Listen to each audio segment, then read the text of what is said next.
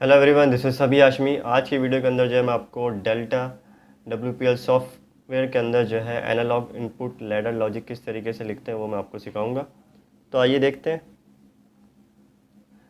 अगर आपको WPL software चलाना नहीं आता है तो आप मेरी वीडियो देख सकते हैं। डिस्क्रिप्शन में जो है मैंने लिंक दिया है, उस पर आप क्लिक करेंगे तो वो वीडियो ओपन हो जाएगी और आप बआसानी सॉफ्टवेयर को चलाना सीख जाएंगे।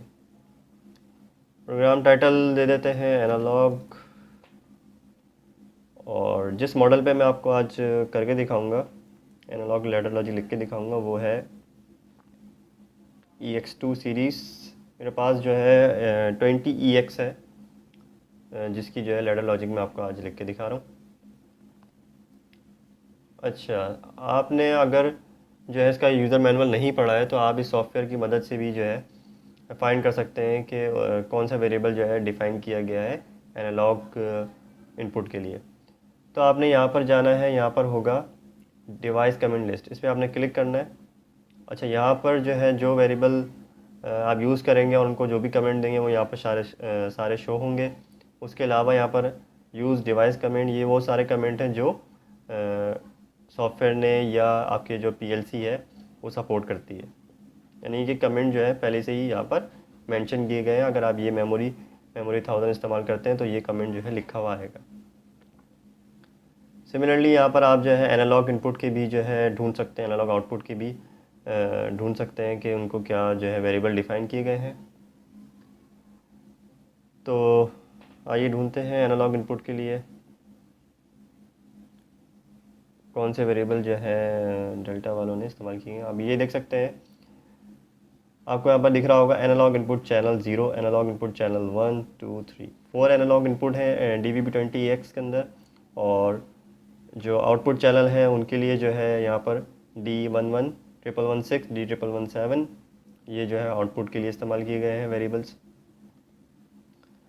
तो इस तरीके से आप किसी भी PLC जो आप यूज़ कर रहे हैं डेल्टा वालों की, तो उसी के सॉफ्टवेयर में जाके आप डिवाइस कमेंट लिस्ट में जाके आप देख सकते हैं कि उनको क्या वेरिएबल डिफ़ाइन किए गए हैं कंपनी की तरफ से। तो आप देख सकते हैं यहाँ पर जो एड्रेस दिए गए हैं D1110 D1141 D1112 D1113। तो अब जो है इनको इस्तेमाल करते हैं लैडर लॉजिक के अंदर। किस तरीके से करते हैं वो आइए देखते हैं। सबसे पहले जो है हम मेमोरी लेंगे, मेमोरी ले लेते हैं।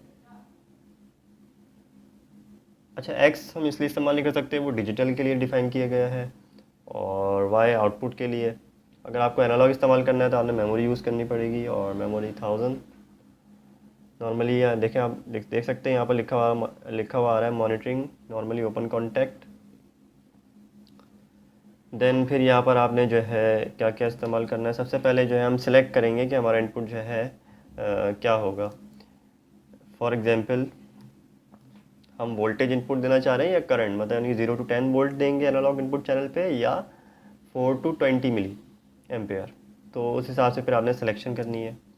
तो वो सिलेक्ट कैसे होगा, D1118, डी तो लिखा ही नहीं।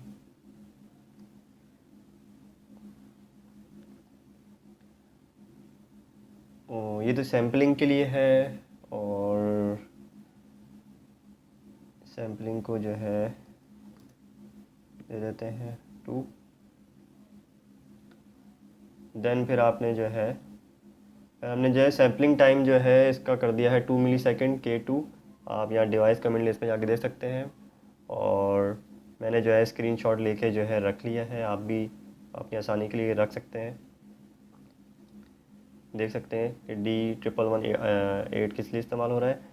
ये जो है सैम्पलिंग टाइम जो है विल बी जो है 2 मिली सेकेंड कर देता है अगर आप 2 लिखेंगे। इसी तरीके से अभी जो है मैं D1115 इस्तेमाल करूँगा ये एनालॉग मोड सिलेक्शन के लिए, कि 0 फॉर वोल्टेज और 1 फॉर करंट। तो मैं यही करूँगा, मूव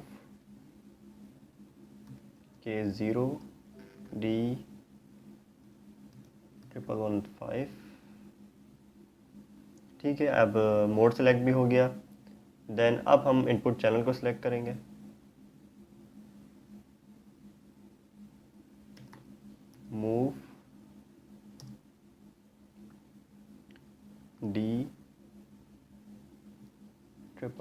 ज़ीरो, चले जाए D1 के अंदर। पहला चैनल जो है हमने सेलेक्ट कर लिया है। EX2 का जो पहला चैनल है वो D111 है, जो भी वैल्यू होगी वो D1 में चली जाएगी। देन फिर हमें आगे करना क्या है, इसके अलावा फिर आप D1 को कहीं भी इस्तेमाल कर सकते हैं अपने मुताबिक, डिवाइड मल्टीप्लाई जो कराना चाहे। मैं जो है यहाँ पर एक लॉजिक बना रहा हूँ, वो मैं आपको बाद में बताता हूँ कि किस तरीके से वो लॉजिक चलेगी। फिलहाल अभी आप जो है फोकस करते रहिए, देखते रहिए। डिव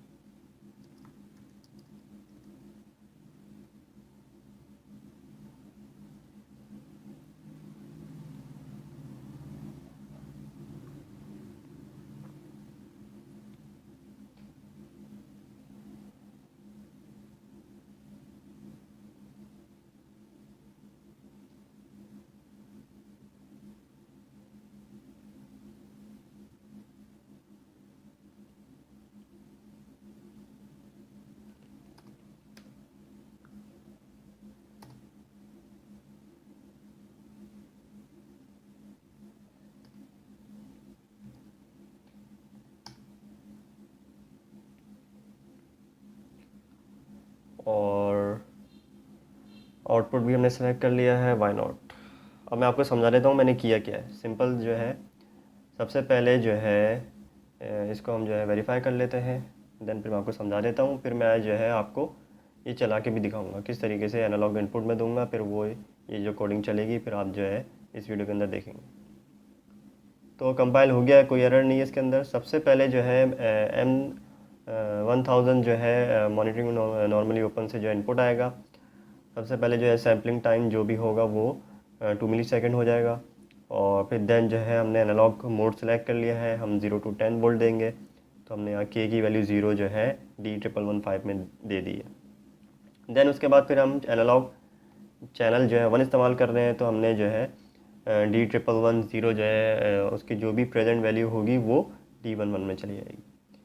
उसके बाद फिर हमने क्या किया है, K200 इसको जो है 2000 करना है।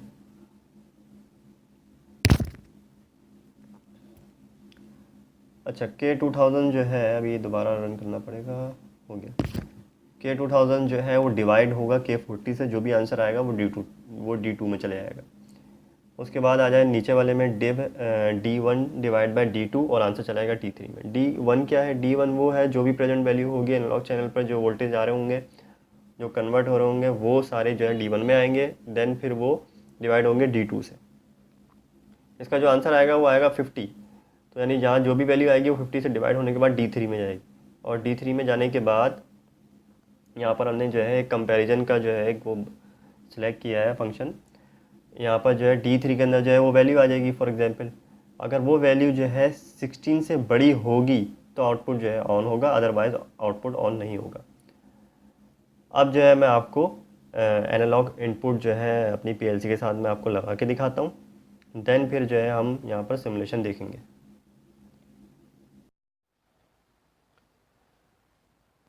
पीएलसी जो है मैंने कनेक्ट कर दी है। और अब आपने करना है क्या, ऑप्शन में जाना है, कम्युनिकेशन सेटिंग में जाना है, और फिर हमने कॉम पोर्ट में जाना है। और यहाँ पर आपकी जो भी पोर्ट है, जैसे मैंने यूएसबी सीरियल जो है मेरी है COM18, मैंने इससे जो है अपने पीएलसी को जो है लैपटॉप के साथ अटैच किया है। फिर आपने ओके कर देना है। देन फिर आपने जो है कंपाइल करना है। कंपाइल करने के बाद फिर आपने राइट टू पीएलसी पे क्लिक करना है। अब राइट हो गया। अब आपने जो है देखना चाहते हैं कि पीएलसी में गया नहीं गया, तो आप यहाँ पर रीड टू पीएलसी पर जो है क्लिक करेंगे तो ये ऑप्शन अपेयर होगा, फिर आप इस पर ओके कर देंगे। Communication is complete. अब आपने जो है लैडर स्टार्ट मॉनिटरिंग पे क्लिक करना है और यहाँ से फिर आपने प्ले का दबाना है। देन जो है पीएलसी आपकी जो है रन हो चुकी है।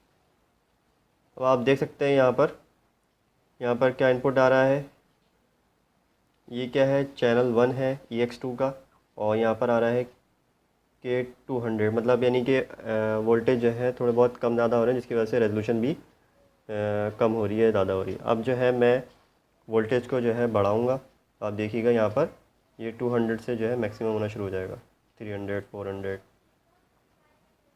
ये देखें, इसी तरीके से आप यहाँ पर भी देख सकते हैं। यहाँ पर देखें K8 हो गया, K11 हो गया, K12 हो गया। आउटपुट कब ऑन होगा, जब K16 से जो है वैल्यू जो है एक्सीड करेगी।